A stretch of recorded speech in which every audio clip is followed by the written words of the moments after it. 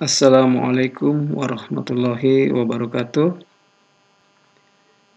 Perkenalkan, nama saya Raden Rudi Murwantoro, jurusan Teknik Elektro, kelas D dengan NIM 2212-1911035. Akan mencoba memaparkan ulang atau mereview kembali materi dasar semikonduktor dan dioda pada mata kuliah elektronika analog.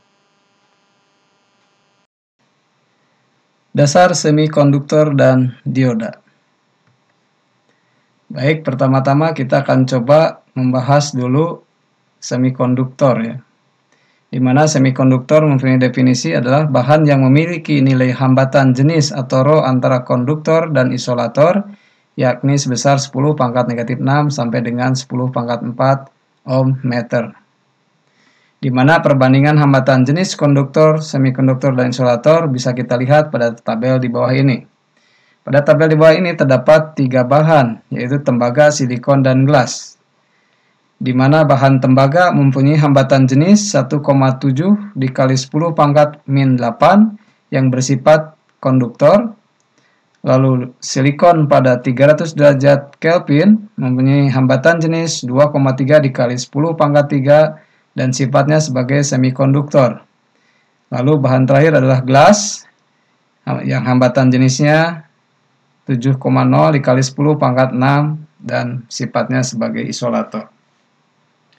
Jadi bisa kita lihat bahwa hambatan jenis yang mempunyai nilai hambatan yang paling besar, yaitu gelas di sini, maka dia berfungsi sebagai isolator. Lalu hambatan jenis yang nilainya paling kecil, maka dia mempunyai sifat sebagai konduktor karena dia bisa menghantarkan arus.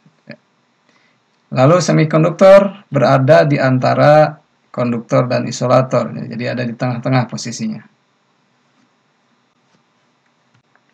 Sebagai contoh, 3 buah bahan yakni tembaga, silikon, dan gelas masing-masing memiliki panjang 1 meter dan diameter 1 mm. Ya, kita bisa pastikan bahwa bentuknya adalah berupa tabung. Ya. Jika pada kedua ujung bahan tersebut terpasang tegangan 10 volt, tentukan besarnya arus yang lewat masing-masing bahan tersebut. Ya. Kita jawab. Pertama-tama kita harus hitung dulu berapa R atau resistansinya. Di mana hukum Ohm menyatakan arus sama dengan volt dibagi resistansi. Ya, untuk mencari resistansi ini kita hitung dulu R-nya dengan rumus R sama dengan hambatan jenis dikali panjang bahan dibagi dengan luas lingkaran. Ya. Lalu luas lingkaran sama dengan VR kuadrat. R ini adalah jari-jari, di mana jari-jarinya bisa kita cari, yaitu R sama dengan diameter dibagi 2. Diameter itu sendiri sudah kita ketahui, yaitu 1 mm, sehingga setelah R-nya bisa kita ketahui, maka kita bisa mencari A-nya. Ya. Jadi A, luas lingkarannya sudah kita ketahui, baru kita mencari berapa resistansi daripada masing-masing bahan tersebut, ya, sesuai dengan rho-nya ini atau hambatan jenisnya. Jika hambatan jenis tembaga, maka nilai hambatan jenis tembaganya yang dimasukkan nilainya. Sehingga nanti R ini akan berbeda-beda tergantung dari bahannya, yaitu tembaga, silikon, dan gelas. Jadi ada 3 R. Nanti setelah R-nya ketahuan sesuai bahannya, baru kita masukkan ke dalam rumus Ohm ini, ya, hukum Ohm ini, yaitu I sama dengan V dibagi R. Dengan begitu kita mendapatkan bahwa untuk tembaga kita mendapatkan arus sebesar 0,46 dikali 10⁻⁵. Untuk silikon arusnya sama dengan 3,41 dikali 10⁻⁻⁹ ampere. Untuk gelas arusnya adalah 1,12 dikali 10⁻⁻12 ampere. Ya. Jadi kita perhatikan bahwa arus yang mengalir pada bahan-bahan tersebut dari yang terbesar adalah konduktor. Ya, jadi arus yang paling besar ada pada tembaga, yaitu 0,46 dikali 10⁻³ ampere. Lalu yang terkecil adalah isolator atau gelas, di mana harusnya 1,12 dikali 10 pangkat negatif 12. Dan semikonduktor atau silikon berada di antara tembaga dan gelas, yaitu 3,41 dikali 10 pangkat negatif 9 ampere, di mana tegangan sumbernya adalah 10 volt. Bahan-bahan semikonduktor terdiri dari 3, yaitu pertama trivalen. Trivalen yaitu logam-logam yang memiliki atom-atom dengan jumlah elektron terluar 3 buah, seperti boron, gallium, dan indium. Lalu ada tetravalen, logam-logam yang memiliki atom-atom dengan jumlah elektron terluar 4 buah, seperti silikon dan germanium. Yang terakhir adalah pentavalen, yaitu logam-logam yang memiliki atom-atom dengan jumlah elektron terluar 5 buah, seperti fosfor, arsenikum, dan antimon. Jadi untuk bahan-bahan semikonduktor ini kita bisa melihat lagi tabel perioda daripada unsur pada unsur kimia, di mana di sini kita lihat tabel periode semikonduktor ada golongan 3A, 4A, dan 5A, di mana golongan 3A mempunyai elektron terluar yaitu 3, begitu juga golongan 4, elektron terluarnya ada 4, dan golongan 5, elektron terluarnya ada 5. Ya. Dari tabel periode di sini terlihat bahwa karbon, silikon, germanium itu berada pada golongan 4A. Bahan-bahan semikonduktor, bahan yang paling banyak digunakan adalah silikon dan germanium, di mana jumlah elektron silikonnya ada 14 buah dan germanium elektronnya ada 32 buah. Jadi kalau dilihat dari tabel periode di sini, kita bisa lihat jumlah elektronnya untuk silikon ada 14, untuk germanium ada 32. Jumlah elektron valensi atau elektron terluarnya silikon maupun germanium masing-masing 4 buah. Jadi kita bisa lihat karena silikon dan germanium ada pada golongan 4A, maka silikon dan germanium memiliki 4 buah elektron terluarnya. Jadi jenis ikatannya adalah ikatan kovalen.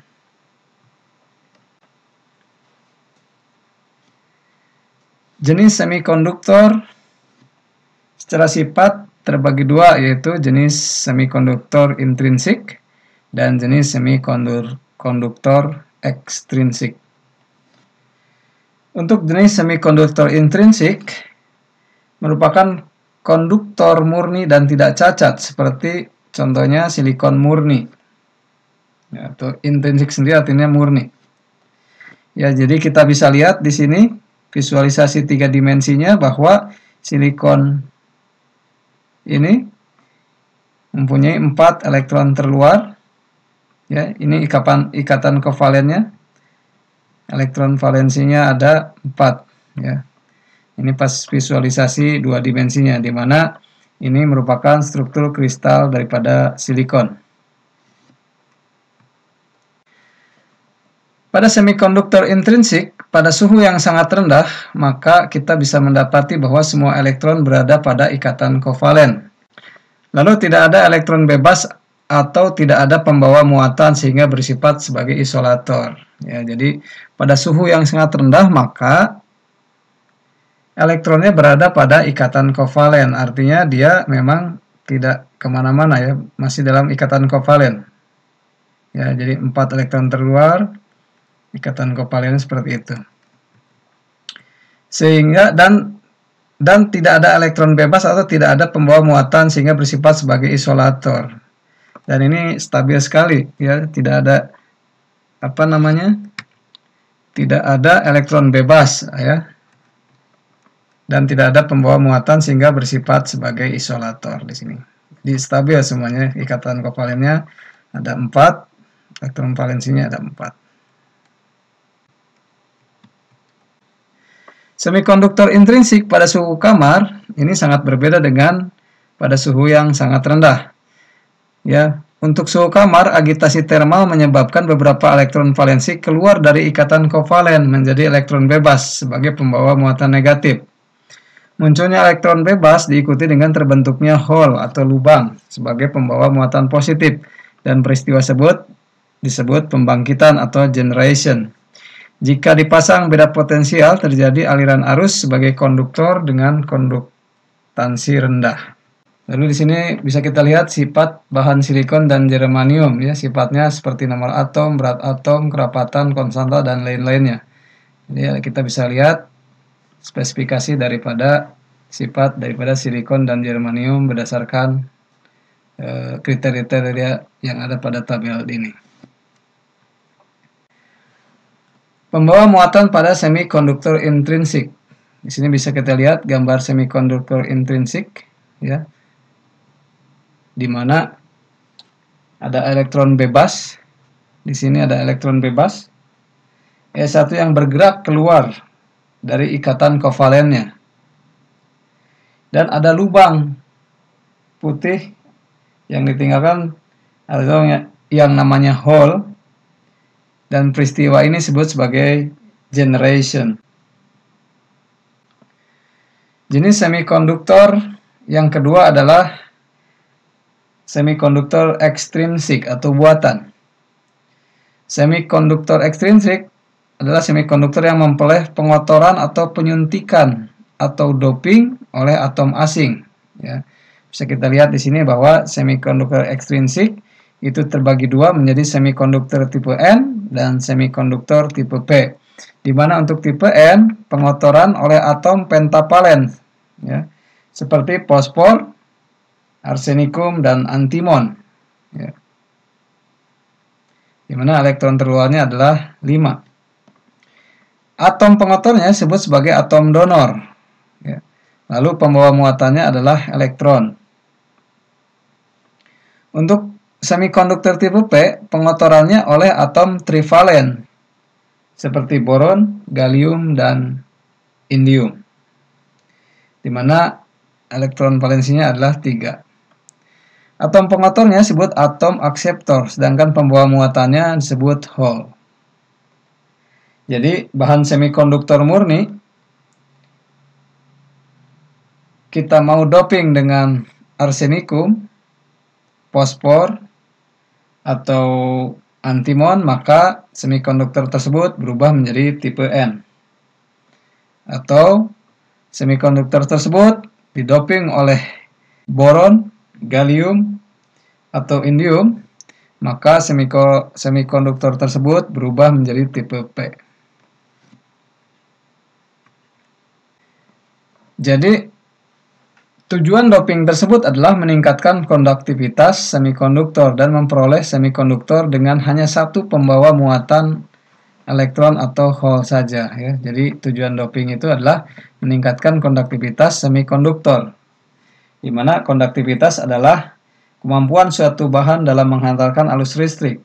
Semakin besar konduktivitas, maka semakin besar pula kemampuan menghantarkan arus listriknya.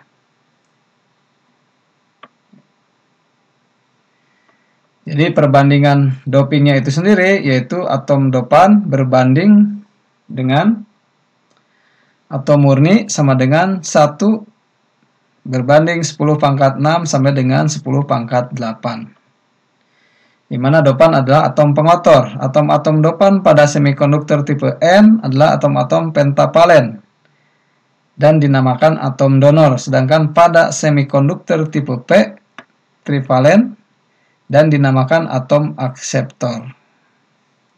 Dan agar dalam suatu bahan semikonduktor muatannya harus ada yang dominan,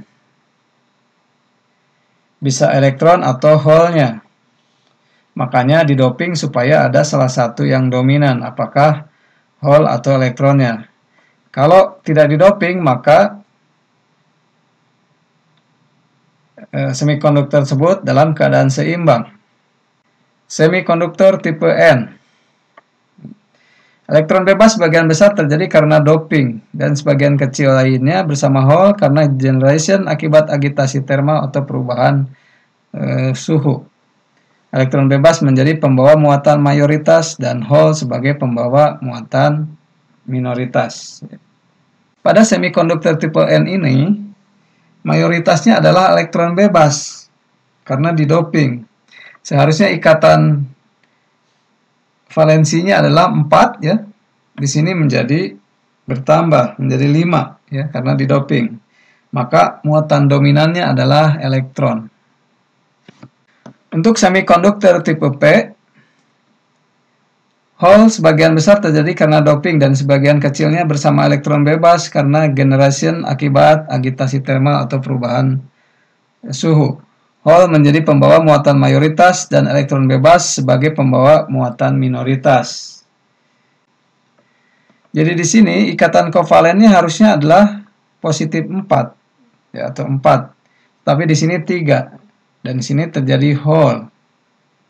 Karena muatan mayoritasnya adalah Hall, dengan ikatan kovalennya menjadi semakin berkurang.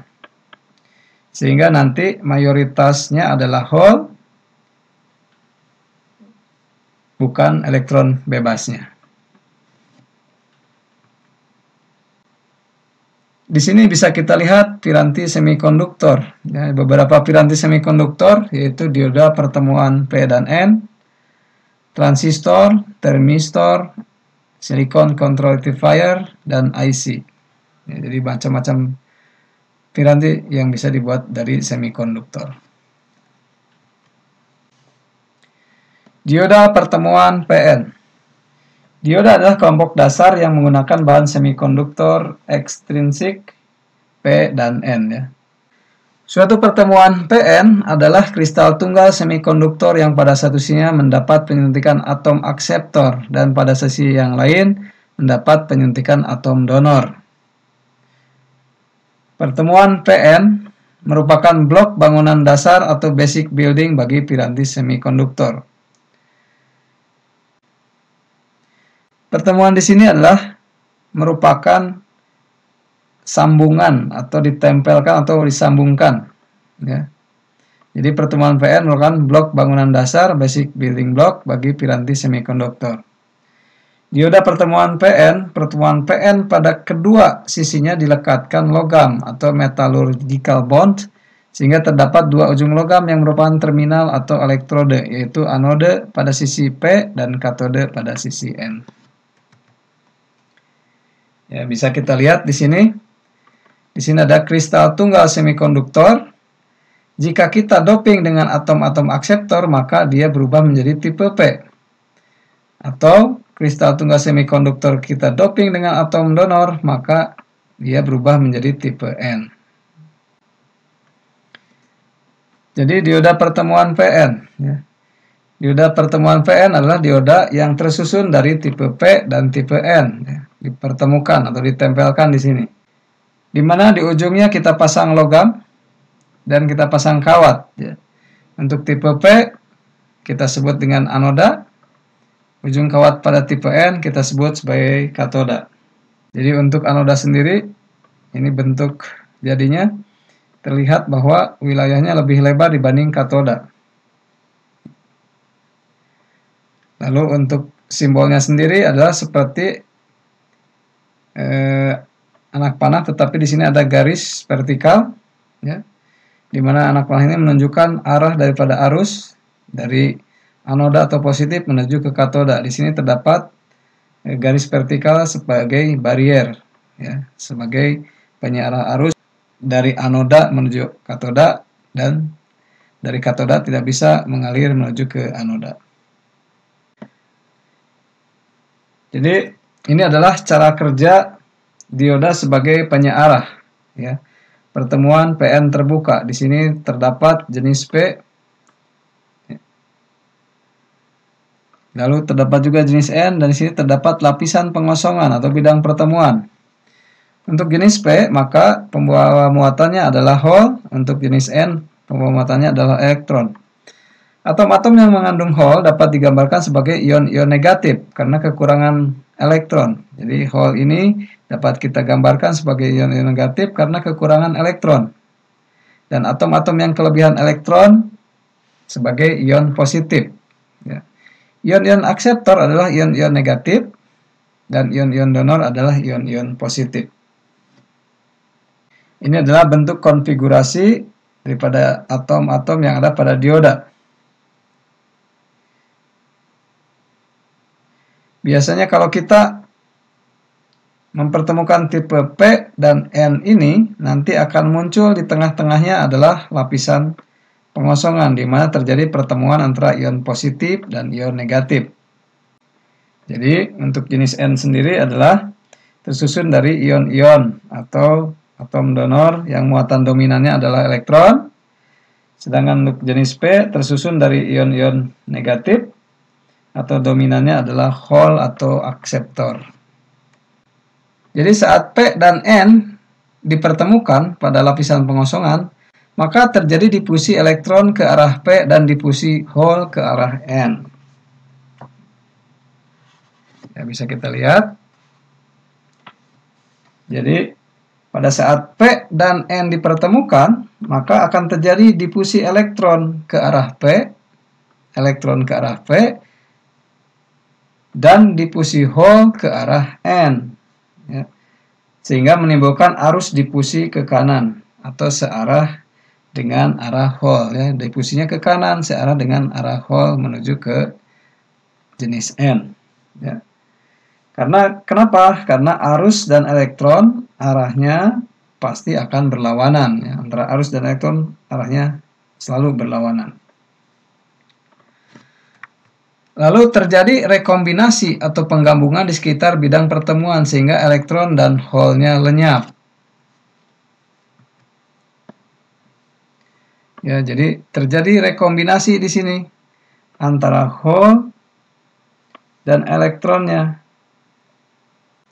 Lalu di sini terjadi rekombinasi atau penggabungan di sekitar bidang pertemuan sehingga elektron dan hole-nya akan lenyap.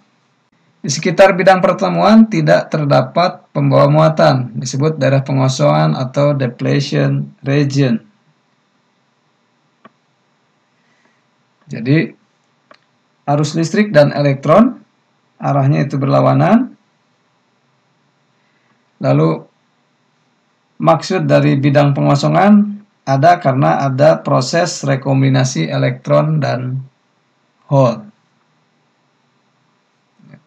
Jadi bidang pengosongan itu ada karena adanya proses rekombinasi antara elektron dan hole. Tegangan penghalang. Jadi di sini lenyapnya elektron meninggalkan ion donor positif dan lenyapnya hole meninggalkan ion akseptor atau negatif. Kenapa? Karena hole dan elektronnya sudah saling rekombinasi.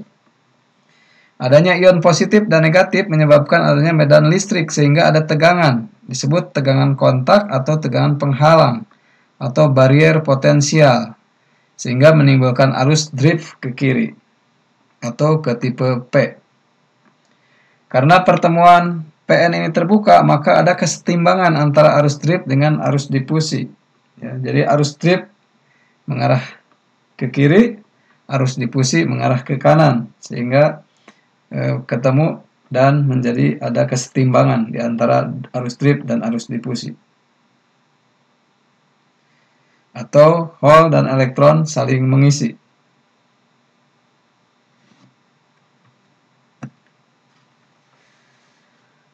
Lalu pertemuan PN dengan prasikap maju atau forward bias. Ya. Jadi pada dioda terjadi dua pembiasan, yaitu bias maju dan bias mundur. Kita lihat konfigurasi rangkaian untuk bias maju. Ya, di sini konfigurasi seperti ini. Atau arus masuk dari anoda menuju ke katoda. Jadi kita lihat jenis P kita pasang di kiri atau anoda dan jenis N kita pasang di sebelah kanan atau katoda. Lalu di sini ada lapisan pengosongan antara P dan N ini. Adanya Vd menyebabkan arus difusi lebih besar dari arus drift. Yaitu adanya Vd. Kenapa? Karena terbentuknya karena adanya medan listrik ya, di lapisan pengosongan itu. Jika potensial penghalang sebelum diberi Vd adalah V0, maka potensial penghalang turun menjadi V0 dikurang Vd. Daerah pengosongan menjadi sempit, sehingga pembawa mayoritas punya energi yang cukup untuk melewati potensial penghalang. Ya, seperti yang kita ketahui, bahwa tegangan silikon itu kira-kira 0,7 volt dan germanium 0,3 volt disebut sebagai tegangan potensial. Jadi kalau diberi masukan di bawah tegangan tersebut, maka dioda tersebut tidak bisa ditembus, ya, artinya tidak bisa ditembus oleh arus. Jadi harus diberi tegangan yang lebih besar dari tegangan potensial tersebut. Lalu hole dari sisi P, pembawa mayoritas dapat melewati daerah pengosongan menjadi pembawa minoritas di sisi N. Elektron dari sisi N atau pembawa mayoritas dapat melewati daerah pengosongan menjadi pembawa minoritas di sisi P. Jadi sebaliknya selalu, ya. Jadi hole dari sisi P membawa mayoritas dapat melewati daerah pengosongan menjadi pembawa minoritas di sisi N, dan sebaliknya elektron dari sisi N dapat melewati daerah pengosongan menjadi pembawa minoritas di sisi P, ya. Jadi saling rekombinasi. Jumlah arus dari elektron dan hole merupakan arus total yang melewati dioda, ya.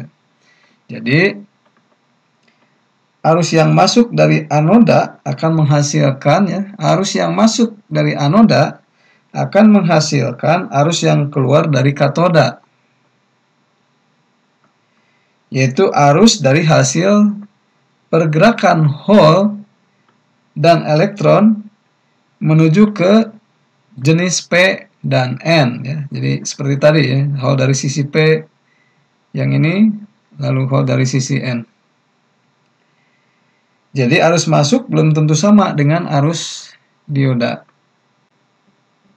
Lalu kita lanjut ke reverse bias atau prasikap mundur. Kita bisa lihat sekarang konfigurasinya seperti ini, ya, untuk reverse bias atau bias mundur, ya. Jadi untuk bias mundur yaitu arus inputan masuk melalui katoda dan keluar di anoda. Ya. Jadi hole pada sisi P bergerak ke kiri.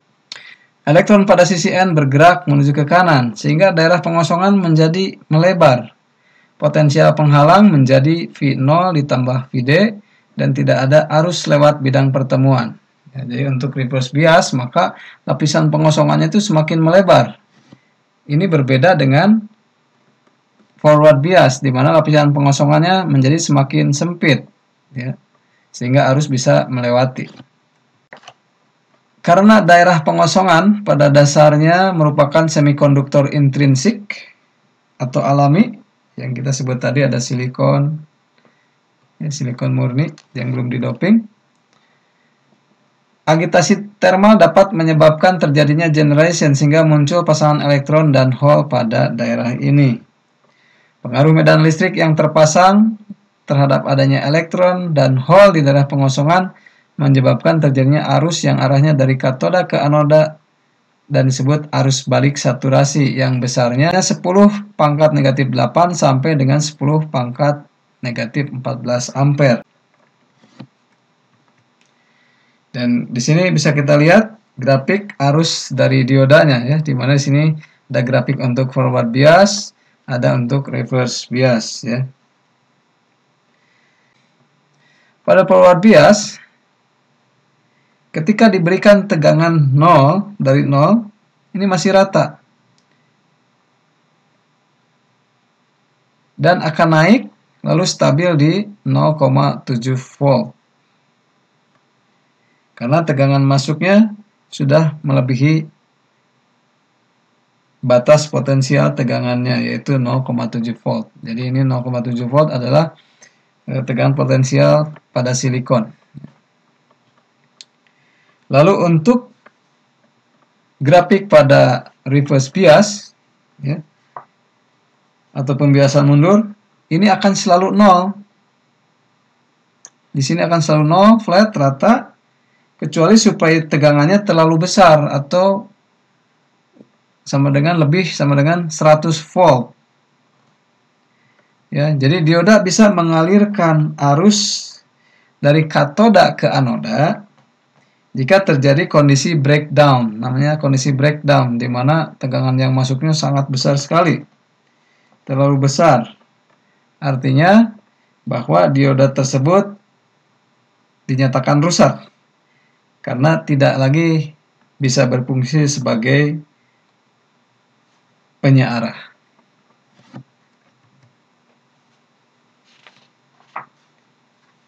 Ya, ini untuk dasar analisa dioda ya, ini simbolnya seperti yang sudah diterangkan sebelumnya bahwa anoda berada pada tanda panah ini, katoda dipisahkan oleh garis vertikal sehingga arus dari anoda bisa mengalir menuju katoda, tetapi sebaliknya katoda arusnya terhalang oleh barrier di sini. Lalu di sini bisa kita lihat jenis-jenis dioda ya. Berdasarkan simbolnya, di sini ada diag, triag, SCR, paraktor, LED, fotodioda, Zener, junction. Jenis dioda dan penggunaannya. Dioda silikon untuk penyearah arus, pengamanan, tegangan kejut. Ya, biasanya diodanya tipenya adalah IN4001, IN4007, dan IN5404.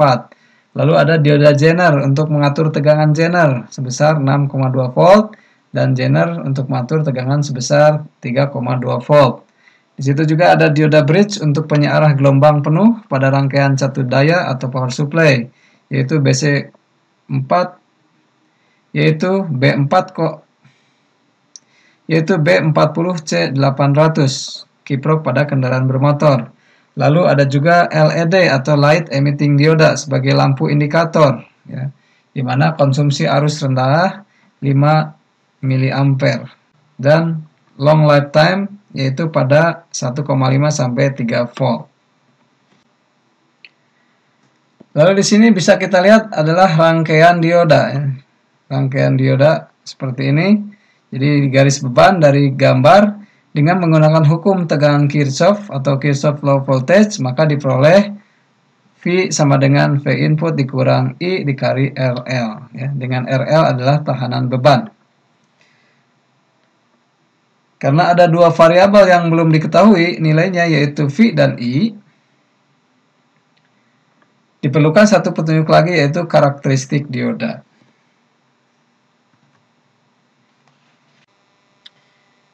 Ini adalah kurva beban daripada dioda, di mana di sini bisa kita lihat di sini adalah garis beban dan di sini adalah kurva daripada bias maju.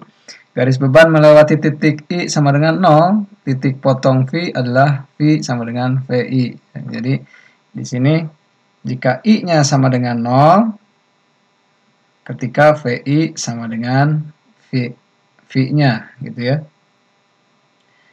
Lalu VI per RL adalah arus saturasi daripada keluaran dioda tersebut. Lalu di sini ada I aksen, di mana dioda berfungsi sebagai penyearah, di mana VI dikurang I aksen kali RL. Gambar kurva karakteristik dinamis. Jadi hubungan arus terhadap tegangan masukan VI bervariasi disebut karakteristik dinamis. Lereng garis beban adalah tetap karena resistan beban RL tetap. Ya. Jadi dinamis jika dioda memiliki tegangan masukan yang bervariasi. Ya.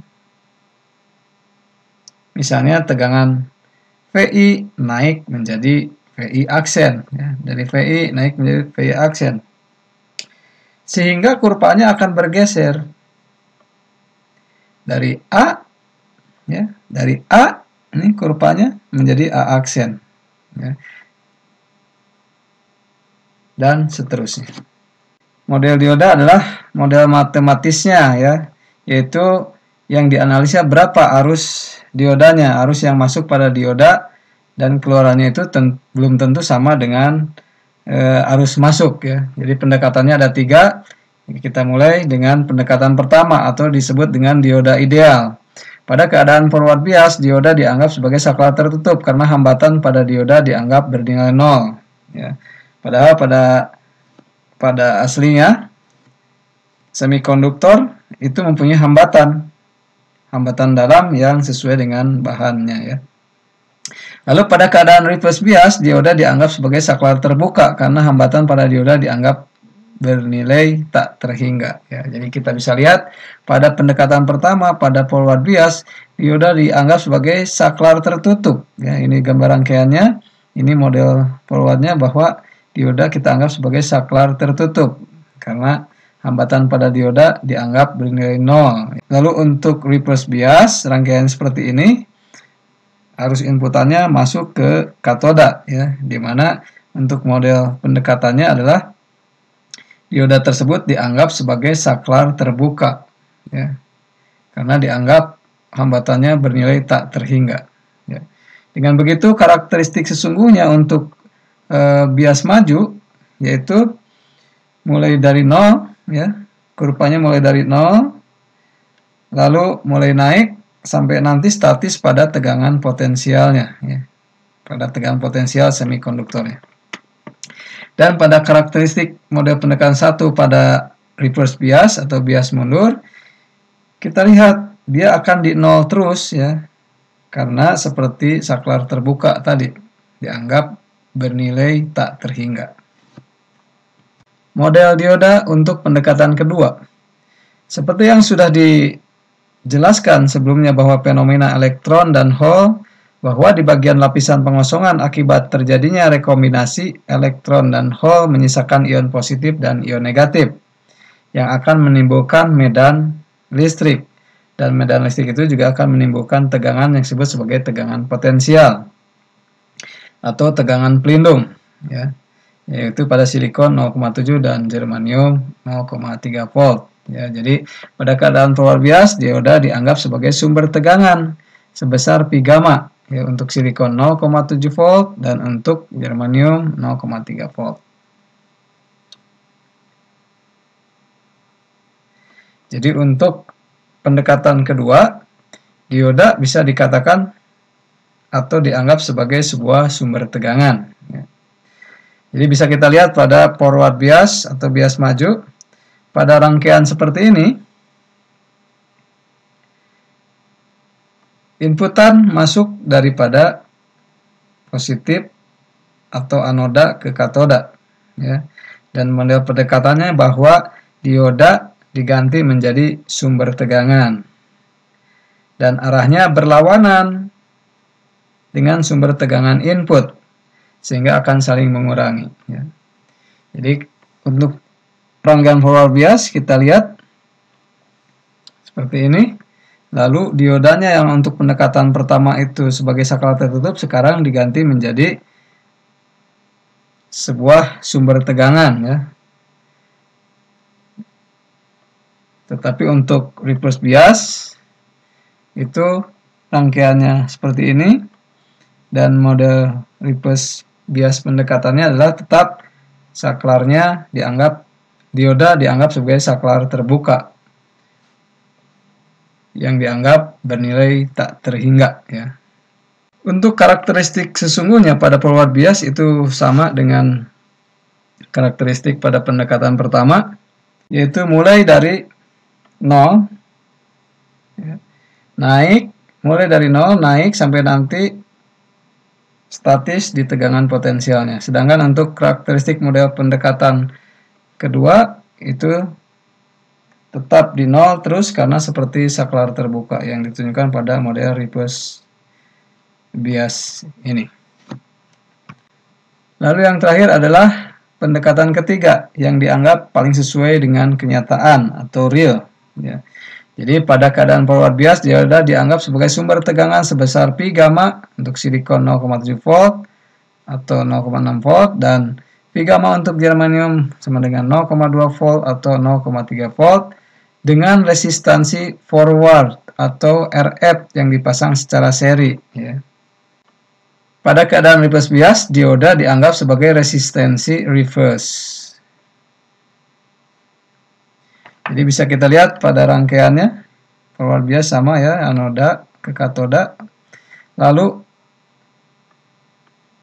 dioda tersebut dianggap sebagai sumber tegangan dan terdapat resistansi forwardnya atau resistansi dalamnya. Jadi ini adalah pendekatan ketiga atau pendekatan yang paling sesuai dengan kenyataan atau realnya, ya. di mana karakteristik sesungguhnya untuk forward bias yaitu sama dengan pendekatan model pertama, kedua, dan ketiga, yaitu mulai dari 0 lalu naik sampai nanti statis pada tegangan potensialnya. Jadi model ketiga adalah model yang paling sesuai dengan kenyataan atau real. Lalu kita lanjut dengan contoh soal ya. Perhatikan rangkaian dioda di samping ini, gambarkan rangkaian pengganti atau rangkaian ekivalen dan hitung besar tegangan dan arus dioda menggunakan pendekatan 1, pendekatan 2, dan pendekatan 3. Jadi kita akan coba menganalisis apakah arusnya akan sama antara pendekatan 1, 2, dan 3.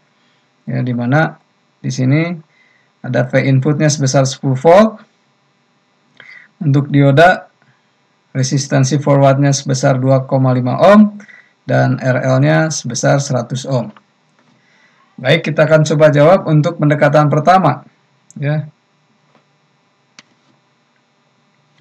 Untuk pendekatan pertama, karena ketika forward bias atau bias maju, maka dioda ini dianggap sebagai saklar tertutup atau tidak memiliki resistensi.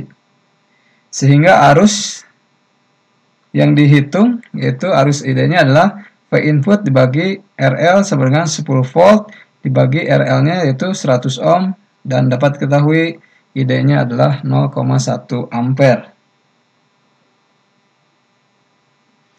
Lalu pada pendekatan kedua, jadi dioda ini yang tadi pada pendekatan 1 dianggap sebagai saklar tertutup, maka pada pendekatan kedua dia dianggap sebagai sebuah sumber tegangan.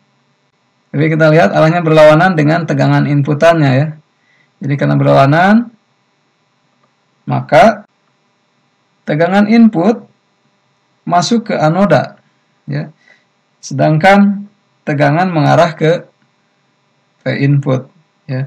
Sehingga akan saling mengurangkan. Ya. Jadi pada pendekatan kedua itu nilainya pasti akan lebih kecil. Ya, kita lihat ID sama dengan V input dikurang V gamma, yaitu 0,6, dibagi dengan RL-nya. Jadi 10 volt dikurang 0,6 volt dibagi 100 ohm, dapat kita ketahui bahwa ID-nya adalah 0,094 ampere.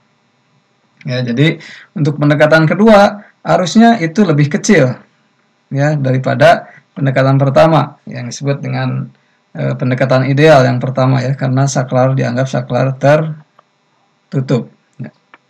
Otomatis arus di pendekatan kedua karena diodanya dianggap sebagai sumber tegangan, maka arusnya akan lebih kecil daripada pendekatan pertama. Bagaimana dengan pendekatan ketiga? Ya. Jadi pada bias maju, dioda seperti sumber tegangan yang tersusun seri dengan resistensi forward. Ya. Seperti silikon ya, potensialnya adalah 0,6 volt. Jadi untuk pendekatan ketiga kita bisa menghitung ID-nya. Jadi untuk pendekatan ketiga kita bisa menghitung ID-nya, yaitu V input dikurang V gamma dibagi RL ditambah RF ya. Jadi kalau di pendekatan kedua hanya dibagi RL saja, pendekatan ke-1 juga dibagi RL, maka karena di pendekatan ketiga diserikan dengan RF, maka RL-nya ditambah RF. Sehingga nilainya adalah 10 volt dikurang 0,6 volt dibagi 100 ohm ditambah 2,5 volt. Kita dapat ketahui nilainya adalah 0,092 ampere. Ya, jadi nilainya harusnya menjadi lebih kecil lagi dibanding pendekatan pertama dan pendekatan kedua. Sehingga nilai arus di sini adalah arus yang paling mendekati kenyataan atau realnya. Ya. Setelah arus kita ketahui, maka kita bisa menghitung berapa VD-nya. Ya. Jadi VD bisa kita hitung, yaitu sama dengan V input dikurang ID dikali RL. Sama dengan 10 volt dikurang 0,092 ampere dikali 100 ohm, maka kita bisa ketahui nilainya adalah 0,8 volt. Jadi VD untuk pendekatan ketiga nilainya 0,8 volt. Lalu bagaimana dengan VD pendekatan 1 dan pendekatan 2? Berapa nilainya? Ya. Bagaimana VD pada pendekatan 1 dan pendekatan 2? Hitung dan jelaskan. Jawab, untuk pendekatan 1, setelah kita ketahui ID-nya 0,1 ampere, maka VD bisa kita cari. VD sama dengan Vin dikurang ID dikali RL, di mana Vin sebesar 10 volt dikurangi 0,1 ampere dikali 100 ohm sama dengan 0 volt. Ya. Lalu untuk pendekatan kedua, setelah ID-nya bisa kita dapatkan yaitu 0,094 ampere, maka VD juga bisa kita hitung, yaitu VD sama dengan Vin dikurang ID dikali RL, di mana V inputnya adalah 10 volt dikurang ID 0,094 ampere dikali 100 ohm, dan hasilnya adalah 0,6 volt. Lalu kita bandingkan dengan pendekatan ketiga, di mana kita ketahui bahwa VD-nya sudah diketahui sebesar 0,8 volt.